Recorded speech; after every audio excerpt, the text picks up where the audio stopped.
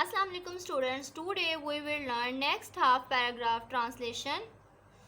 Unit number 7. Cleanliness is next to good lines. सफाई ही खुदाई है. Bilal clean the room and dust the furniture. Bilal ने कमरे साफ किए और फर्नीचर से गर्दो गुबार को साफ किया. They cook the food और खाना पकाया. They keep asking their mother for help और अपनी माँ की मदद से.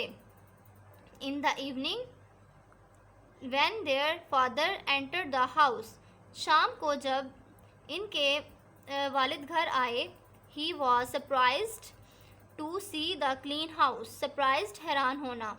वो साफ़ सुथरा घर देखकर हैरान हो गए. When he learned that Bilal and Sarah have done all the cleaning and cooking, उन्होंने बताया, सारा और बिलाल ने बताया, हमने घर साफ़ किया और खाना पकाया. He was really happy. वो बहुत खुश हुए.